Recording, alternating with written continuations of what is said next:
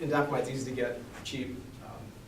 And then the third step, this may surprise you, you go right to the aldosterone antagonist or Clarinone. Now, there are some patients where that may not work because of renal issues, for example. He did leave it open to alpha-beta blocker Coreg. That was another one of his secret ingredients. But you can see we're naming very few drugs here. And by and large, almost all the patients were managed with just this set of drugs alone. So, who do we have? You had, you can see a number of barbershops at the very top. Yours in Business, I use the mic because I don't want to talk to the wall. Yours in Business was almost 20 years, 132 intervention, 171 control. They screened a lot of patients to get that number, by the way. Average age about 55, about half married, lots of low income, 41 to 30%, about 40% Medi-Cal. And I don't know if you guys saw this, but do you know what percentage were Kaiser patients? 25%, just like the number enrolled in the state, right? 1 in 4. So it was interesting. And he was pleasantly surprised to find there were a good number of Kaiser patients that had blood pressure out of control. you don't know your denominator, you don't know. And this was interesting as well. The percent with health insurance, almost 90%. That may surprise you a little bit, right? Well, it goes to show that we've been doing a pretty good job in California of signing people up for Medi-Cal that are eligible. Regular medical providers, almost 80%, not bad. This was the secret sauce in his mind down here as well. This is, if you look at the duration of years of patronage in these barbershops, 10 years, 10, 11 years, yeah. I'm sorry to interrupt you, but okay, so these are patients with out of control hypertension, but they primarily have regular medical providers. They have health insurance and regular medical providers, yes, a good amount of them. That's a really important point for our group, is that usual care is killing people. It doesn't work the best sometimes, right? That's, I think, what they're saying. So anyway, so again, the duration of loyalty to the barbershops, 10, 11 years, that's better than most health plans, right? Not bad. And then I think the interesting part too is how often they got haircuts. It's every 2 weeks. So if you can get someone to keep coming back to see every 2 weeks, that's darn good, right? So the results, I think most of you have seen this, the magnitude difference in systolic blood pressure between usual care and the intervention group was 21 points. You look at right here, this part on number of blood pressure medications, and you can see that on average, there were almost 2 more medications per patient, 1.5 to 2 in the intervention group. And then back to the medications that are being used, you can see that the classes that I just mentioned to you previously, heavy use of the first lines and some of the later lines, and kind of a random distribution more in the other group. So definitely a different group of drugs are being used in usual care. And then looking at the goals, if you look at the old previous standard, 90% at goal in the intervention group, 32% usual care. But interestingly, even well before the AHA's latest guidelines came out, Dr. Victor's program targeted 130/80 for this population. This was his goal. So you can see what they ended up with. 2/3 there and only 12% in usual care. So really night and day differences. And I knew he'd do a great job. Initially, my only help with him was the idea of a pharmacist, coming with the additional protocol. Then we got our grant and I couldn't work with them. I wish I had, because it's really knocked it out of the park. Just so you don't think it was only a few barbershops that did a great job, this is showing you the distribution of all the different barbershops. And if you look above, the intervention group at baseline, right-hand upper corner intervention group at 6 months, and similarly control at baseline in 6 months, you can see that it was the entire group of barbershops that shifted in the case of the intervention group and kind of stayed pretty much the same in the usual care. So he talked about what made this work at the tribute that he had a couple weeks ago, and one of the important things, and I believe in this absolutely, is we do believe pharmacists can do this, but I think all of us who are honest know that not every pharmacist can do this. It does require a little bit of training, a little bit of understanding. He had one pharmacist residency trained, one that was not, and he trained both of them to be fantastic at this work. So we know the training can be done, can be acquired.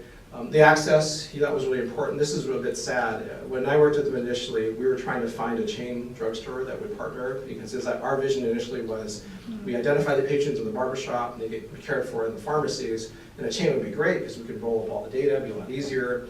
We couldn't get one chain to take it. No, it was so, I was disappointed and a little embarrassed that we couldn't get a chain to step up and take it.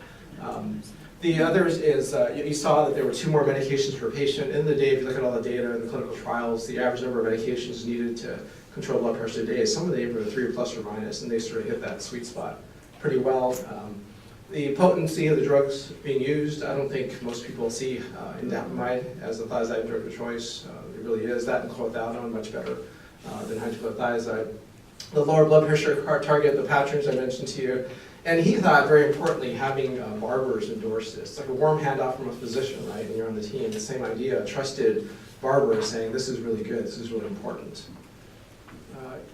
Other things that he's really proud of. When you look at the statistics on this, the one that he really gets him is the lower right.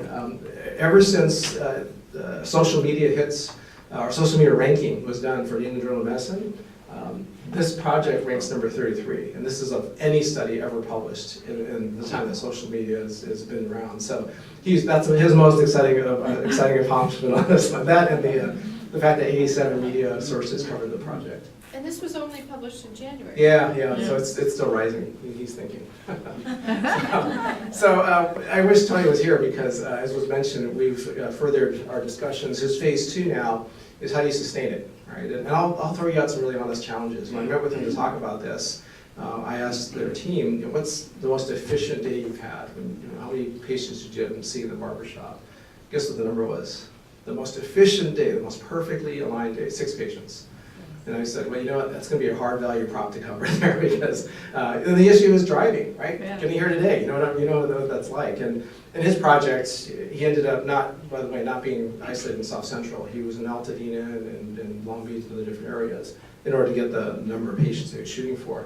So we talked about, can we utilize technicians, leverage them? Can we incorporate some video telehealth? What are some ways we can do this? And so Tony graciously looped us into a CDC opportunity to help support some of that part and build a sustainment case. The really important one is at the same time he asked me to start working with him again on phase 2, I was already right in the middle, as Patty had mentioned, of this legislation, SB 1264.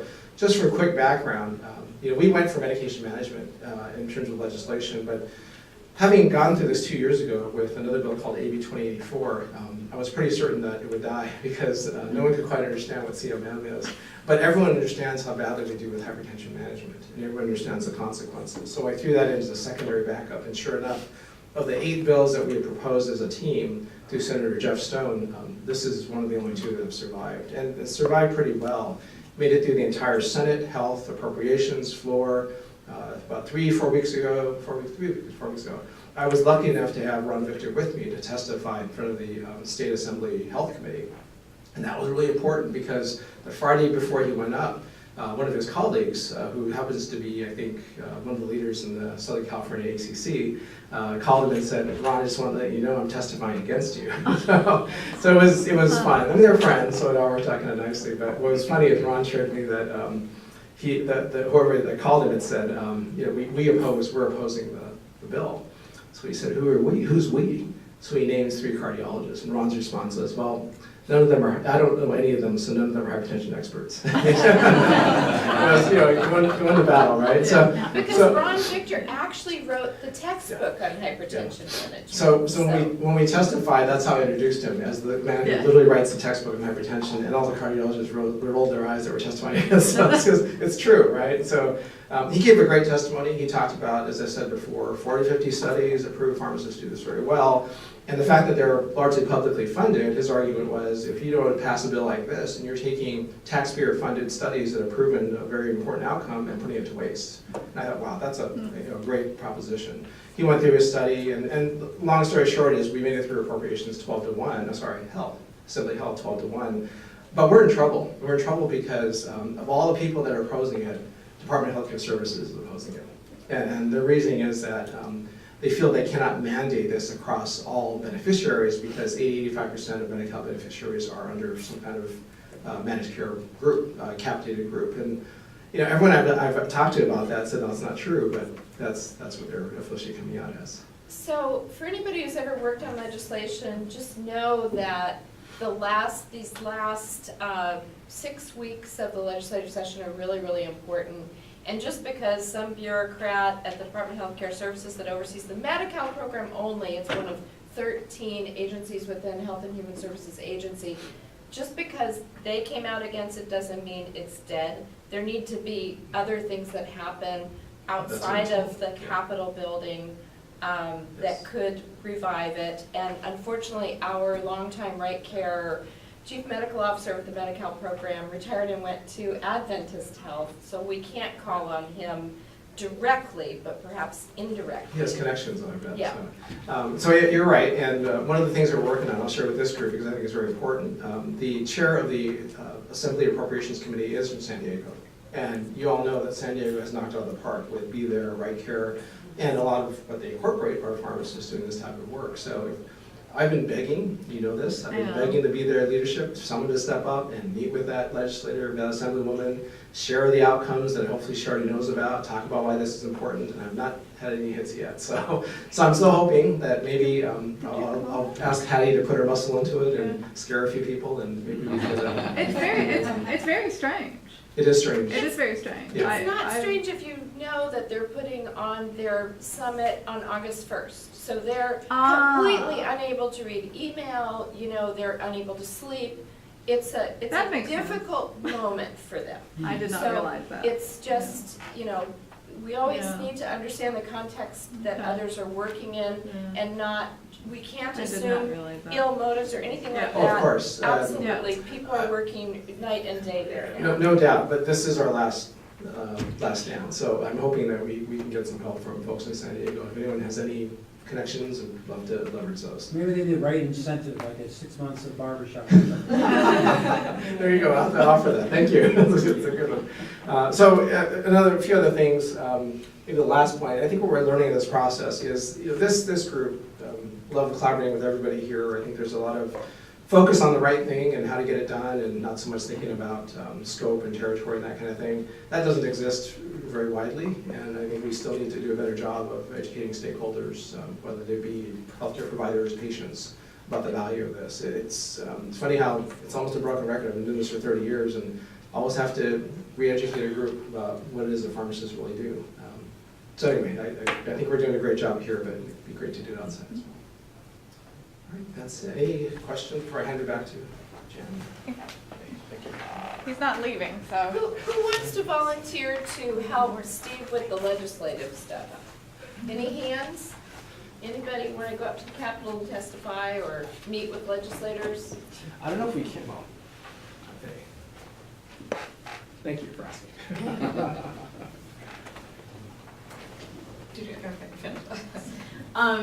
Thank you, Steve, for that overview. What I'm going to do now is just touch briefly, not in the same depth at all, on just these other studies, just so you know what's in the new brief.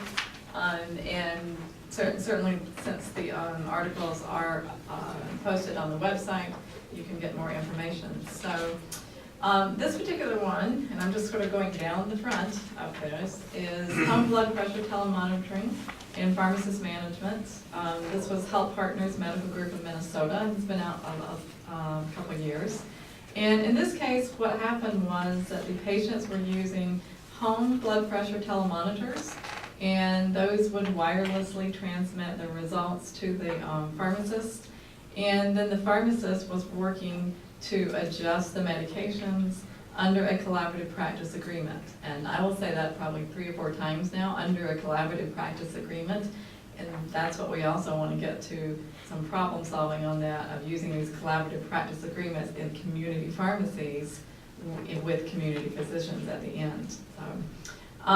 So basically, this modern model of making hypertension management accessible and convenient was, there was a subsequent editorial on this, and they had a really cool little statement of, this is something patients, clinicians, and policymakers can take to the bank. It's like ATMs are for banking. And I think this was, it's certainly powerful information. It shows in the blue, the percentage of patients that had their blood pressure controlled after 6 months and after 12 months was certainly much larger in the intervention group than in the usual care group. I think this kind of being able to express results like this too, outside of people like us, what Steve was referring to, finding ways to tie our results to something somebody already knows about, might help us, you know, to communicate what we do and what the outcomes are of that further. So that's one. Yeah. Did the article go into, I mean, this was something, I think with all this remote monitoring and things that are going on, is the liability. So I'm perfectly fine giving someone a glucometer and saying, go check your blood pressure, but I don't get a feed at midnight to tell me they're 500, right, as a clinician. So, like, how do you respond as a pharmacist? You've got that, you know, something transmitted to your office that you're not there that says their blood pressure is 200 over 120. Which is a problem, and it's a problem we'll talk about a little bit later, this implementation piece, because the pharmacists in lots of these are not in the regular system. Right. You know, we're kind of bolting them on here. So they're not in the system of who gets that value and who normally would respond to that. We're having that problem right now with the medical group we're working with. What happens when we get a value, you know, that needs attention immediately? You know, we're not set up to do that. The medical group is set up to do that. So how do we respond and change the way the pharmacists are practicing to actually be able to respond to some of those things? And I don't think we're there yet. And this article didn't address that at all. You know. But And I that was think- an integrated medical group that did Yeah, that, yes. Health Partners Minnesota. So it was their pharmacists working with their Yeah. doctors, and we don't know what their protocols are specifically to that. But if you write out the specific question you want to send to Health Partners, we can make sure that we get an answer for you.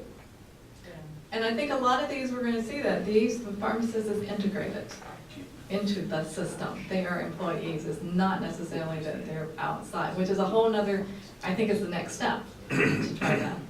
So here's a really radical question for you, Beth, which is where you see that the patients are much better controlled after 6 months, after 12 months, and are therefore less likely to have a heart attack or stroke. And increasingly in California, we're going to be able to capture, we're going to be able to trace who those patients are.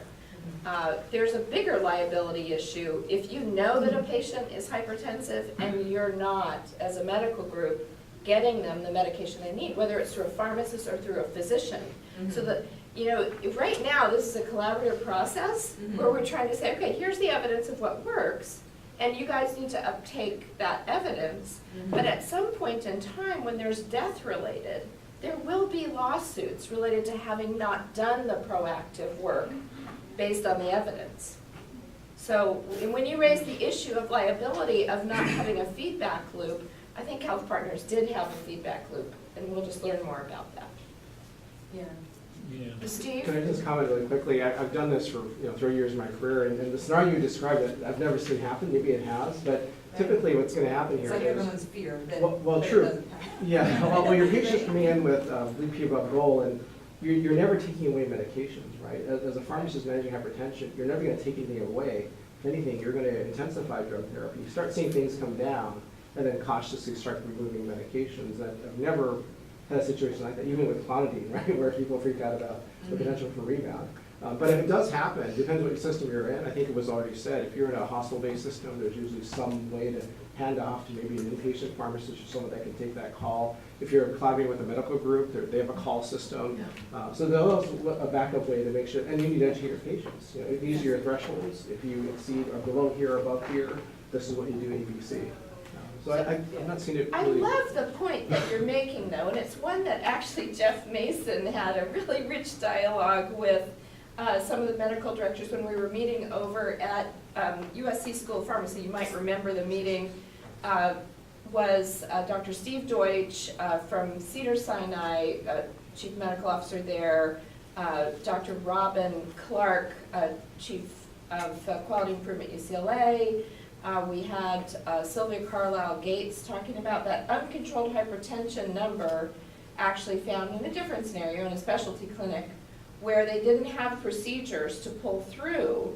How do you deal with those anomalous, really high numbers? And we had in the room United, Blue Cross, Cedars-Sinai, UCLA. The presenter that day was Kaiser, and what we were talking about is procedures to deal with what you're talking about, and they are not, as of that time, nobody said, oh yeah, we have the best practices nailed on that. So it's a very important issue that you've identified. Thank you. I think someone else had a comment, I saw. Maybe not, okay. An area where, so we're talking about hypertension there, but I think an area where in some other clinics that we have that kind of get a little bit closer to that is diabetes. And where you are changing things and you are hypoglycemic events, we worry a little bit more in those, but don't have the answer either for this outside, non-integrated groups. Okay, so the next study is, this is where they saw that the mortality rate declined dramatically. But these were patients that have been recently hospitalized for coronary artery disease, and this is at Kaiser. CAD patients receiving comprehensive cardiac care from a collaborative practice, once again, of pharmacists and nurses. So this is a different model. The pharmacists and the nurses were working together, and they would contact patients soon after the discharge. And basically, their main conclusion was that patients were 89% less likely to die as compared to patients that weren't enrolled in the program at all. They had, as the results here, there was early comprehensive cardiac care. There was a middle ground too, where they waited till later, and that was not as effective. It was this early care with the pharmacist nurse team. The percent of patients that were event-free, 67% versus 44%, all-cause deaths was much lower in this early intervention group. So a different model. You have different teams, different populations. This is right after hospitalization, but very positive results. And that gives you an idea of the flavor that Steve and I were trying to put into these studies, different kinds of studies in different settings.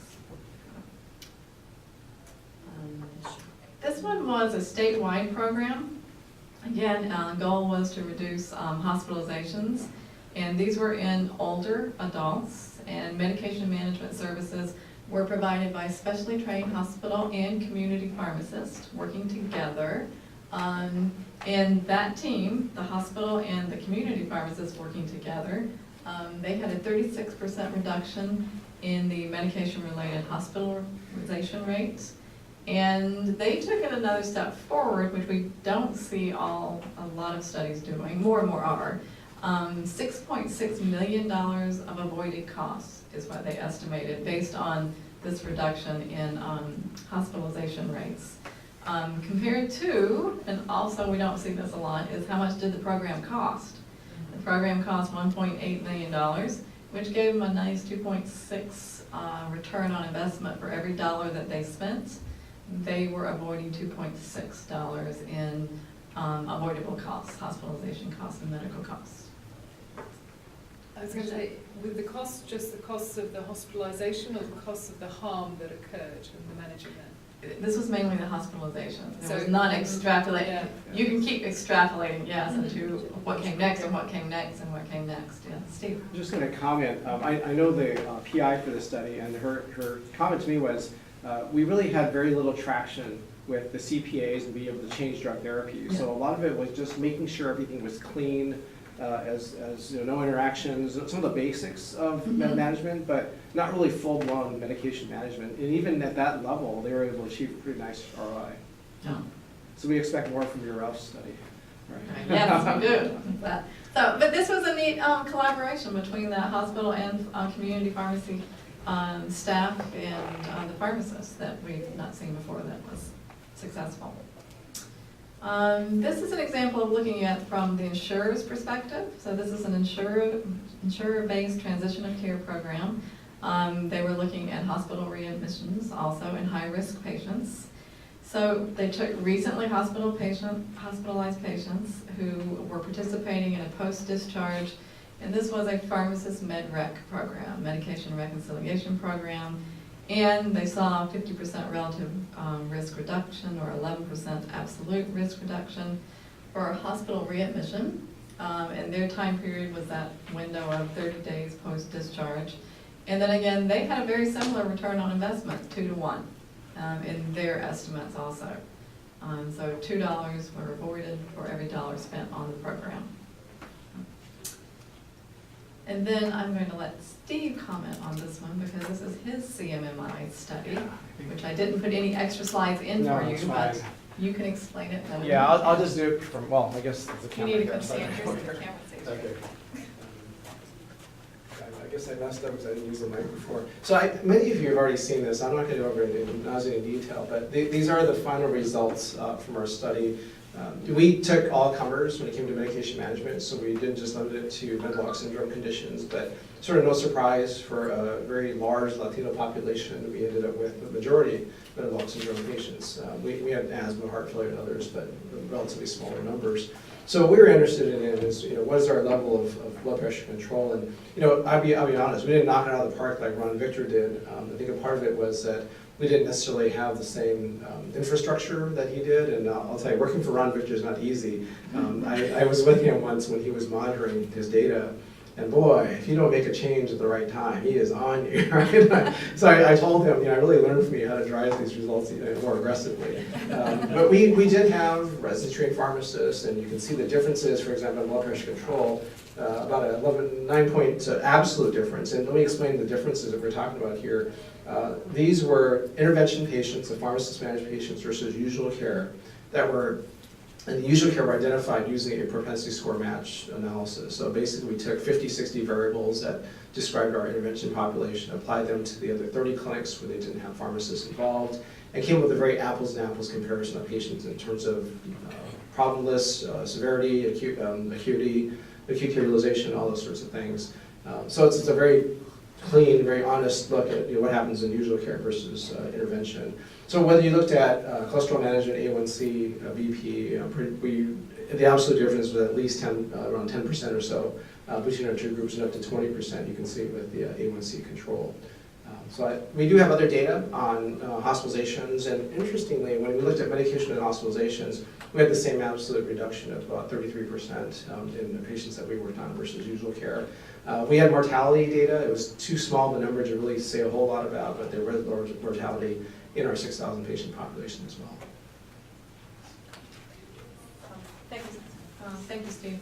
I think this also points out it's a different kind of study because now we're looking at multiple outcomes.